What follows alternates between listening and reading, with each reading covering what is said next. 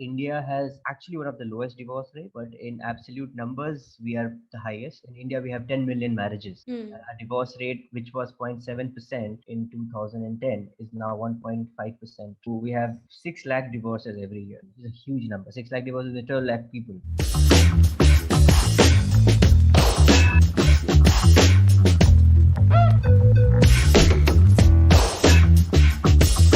Hi, Abhishek. It's so lovely to have you here today. Likewise, Prachi, how are you? I'm doing well. How are you? I'm good, Prachi. So, you have started a dating app called Rekindle, which is for people who are divorced, widowed, or widower. Separated, yes, single parents, yeah. Single parents, the whole gamut. Okay, so let's say people who've been previously married. I use the word have been married. So I'm looking for a better word, but this is the makeshift word that I'm using as of now. So, how did it all start? So it started with a gut. I was chilling at a friend's place. He was talking about his divorce. He was talking about his separation at that point of time. So I was like, let me do some research on the separation and divorce aspect of India. You will be surprised that India has actually one of the lowest divorce rate, but in absolute numbers, we are the highest. In India, we have 10 million marriages. A divorce rate which was 0.7% in 2010 is now 1.5%.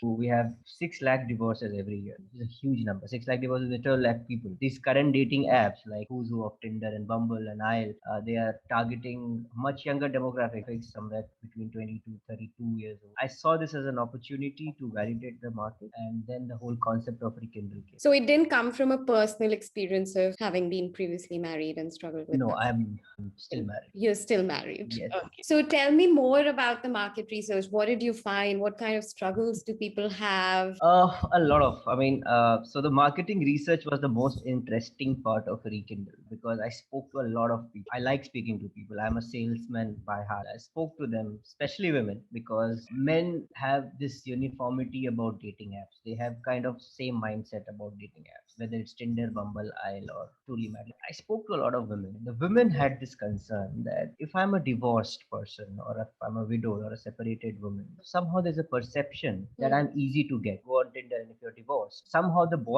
guys think that I'm somehow easy to get. The one lady used this word, headless chicken. Boys run like headless chicken to get laid left, right, and center. And especially if you're a divorced person. And the guys told me that if I mention divorced or separated on my Bumble or dating app ID, I don't get much likes. I don't get any likes from single women. So I think that there is an industry, there's a market there. You said that men seem to have more or less the same mindset across different dating apps. Most What of do the you time. mean by that? What is this mindset? And when I researched about men, I thought that whatever I think about the dating app, men around me would have the same feelings. But that's not the case. I was wrong. Men have a lot of interest. None of us will tell you that, yes, we are there to hook up. Men say, no, we are looking for partners. We are looking for a long term relationship. A couple of them actually said that I'm looking for a fun, casual night. And this was compliant to non divorced men who are on dating apps. So the answers were pretty much the same. We are looking for long-term partnership. Also, we are looking for one night stand. What did the women say? Very interestingly, widowed, in the widowed category, women and men have a lot of love to give. They want to have a partner. They want to be in love again. The divorced guys and women were more cynical. They said, okay, love is overrated. Let's not worship love. We need a lot more other factors for a successful relationship. I am not looking for a marriage right now. I am not looking to find my soulmate. Yes, but I am looking for a partner. So, would it be fair to say that women who have been previously married are looking more for companionship and commitment in whatever form, not necessarily marriage, but men are looking either for just casual hookups or something in the future, or just anything goes for men? I'm not clear on that. No, wait, anything goes for men. I don't know. I'm no one to comment on that. Yes, but the complaint that men had, divorced and separated men had, was that why are we put aside as an outcast? Why cannot I hang out with a single girl? It could be a one night stand, it could be a long term relationship. That doesn't really matter. Like the whole idea of exclusion, something that is bothering them. They want to be included in the whole concept of dating, and they would like to date anyone they want. There's nothing wrong in that. But sadly, that is not the case. Women still do have people, guys who are okay marrying a divorced woman. A single woman who's, say, a 25-year-old woman who's working and has never been married would have a filter to marry a divorced man. That's so surprising, because we are surrounded by this notion. The popular notion is, or has been, at least for the previous generations, that if a man gets divorced, it's easier for him to restart his life and to move on from that divorce without any real stigma attached to it. Whereas for women, there's a lot of stigma attached to it, right? And Oh, yeah. women are seen as damaged goods, whereas a man is never damaged goods. He's just a man whose marriage didn't work out and perfectly eligible for another relationship or marriage, right? So your research that you have done seems to counter that. An important part of that research were that all these women were educated, working women making good amount of money. Now, when you go to a traditional Indian culture where there is a society where is say a tier two or tier three city, what you say stands out equally, right? Yes, it's not that women are not considered damaged goods in metros. Hmm. That the whole relativity is too high. In tier two, tier three, the first two sentence of defining a woman is wo divorcee hai. Hmm. So yes, in a more ancient society, regressive society, it's still the case. But a single woman who is say, a Bombay girl who's 25-year-old making good money generally don't want to hang out with divorced men. Why do you think that is? I've not done enough. Probably I should have done more research on that. Subconsciously, I think girls think that I'm a single girl, I'm a single woman.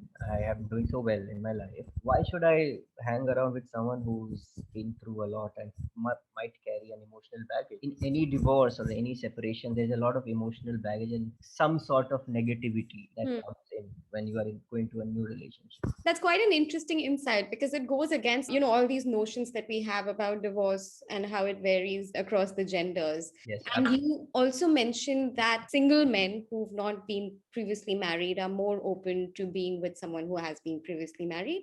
yes, liberal ones. If you're stuck to your family values, a Hmm. lot of men, even in metros, are Hmm. stuck to their family. And nothing wrong in that. Probably that would be a challenge.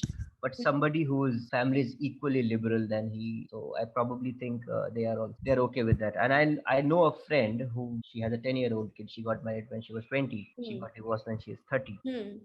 So she's dating someone and they're going to get married. The guy was never married. The liberal ones too, but there is still a social stigma attached to it. I imagine that stigma and all these challenges would be that much more for single parents. Oh, yes. And this is my theory. Is I think a single parent should, and that is an opinion, should only date a single parent, another single parent. I interviewed a lady, a Bangalore based lady. She has a 20-year-old kid and she's what, 45. She had dated quite a few guys in Bangalore. She said every time we broke up because he was not okay with the kids. They did not understand that my life revolves around my kid. You are surrounded by, and you obviously for Rekindle have spoken to a lot of people who have all sorts of different stories. I want to know specifically what are the challenges for men when it comes to divorce and moving on from a divorce? It looks like men or we don't have any challenges. That's not the case anymore, at least in metros. A lot of men find it very conflicting. Do we tell people that we are divorced or do we hide it, keep it as a secret, and then once they start liking us, then we tell them that we are divorced? A lot of men don't want people to know that they are divorced. They still think that we are judged as well. Hmm. Probably not as much as a woman would be, but still. One guy, he's a friend, he told me that I miss going out on couple dates. With my wife, I used to go out on couple dates with my friend and his wife. Right now, if there is a bachelor's party, which rarely happens nowadays because all of my friends are married, I don't get to go out with people who are couples. I'm a single guy, I'm a divorced guy. Nobody invites me to the party, and I felt bad for him. So a single bachelor friend is still okay because people are like, "Shadi kab kar rahe ho?" When you are divorced, people think that should we ask this question? I think about this often that our society is not built for single people. Our society is built around marriage.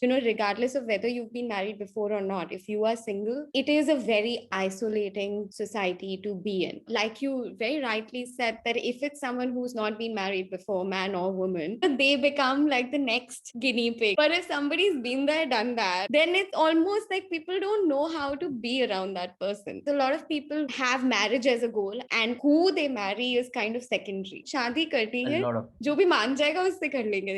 There's that. लड़कों में मुझे ज्यादा लगता है. I don't know if this is the case with women as well, but I know there's a lot of men who are like this. I've also learned something very interesting about men, which is that men have a timeline that they tend to stick to. 25 साल की उम्र तक ये करना है, 30 साल की उम्र तक इतने पैसे चाहिए बैंक अकाउंट में, 32 में शादी करनी है. I'm just throwing numbers right now, but men seem to have this timeline that I'm not going to get get married before a certain age, even if somebody compatible comes along, and if they're willing to wait, fine. If they're not willing to wait, well, I'll meet someone else. Like Next there is one, this yeah. attitude, right? Subconsciously, men have this financial clock. I mean, I didn't want to get married when I was earning a 70,000 salary in Bombay. There Yeah. was this subconscious financial clock. They Hmm. have this window. Anything. It could be 35, it could be 40. It really depends. I have seen 45-year-olds getting married for the first time. So there's this financial clock which directs this window. उस Yeah. time जो मिलता है. Now, if you're dating someone, probably you get married to your partner. If you're on Jeevan Sathi, our beloved Chali.com. Why do you think there is a need for a separate app for people who've been previously married? Lot of dating apps, their target demographics is not the target demographic that I am targeting. Everybody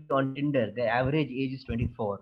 In Bumble, I think it's a bit higher, I think 27 or something. The divorce rate in India is shooting up. If you are judged on a dating app, if you find people younger than you judging you, and it's true for both men and women. Once you have this community where you know where you are coming from, when you can kind of empathize or sympathize with people, probably it will help in more emotional connect. That's why I think Rekindle is probably a solution to this problem. If you're single at 40 and if you're divorced at 40, it's completely two different things. So I want to go back to something you said previously, which is that you have a lot of men who wonder when is the right time to tell someone that you've been previously married. What is your opinion? When is the right time? I think if you really like someone, and I'm not trying to be sneaky or I'm not trying to encourage people to lie, but there is always a window or a timeline where you can tell that person that, yes, I was divorced. Yes, initially, I think it's wonderful if you're open about it, if you're upfront about it, but then it also reduces a chance to meet someone who you want to date. Probably on the first date, when the date goes well, and this is a very practical suggestion, date goes well, you guys are having a blast, and you kind of sneak this thing that I'm actually separated, and then see how it goes. But on the So first do it date. on a high. Well, when you are on a high with that person, the graph is going up, then you drop that bomb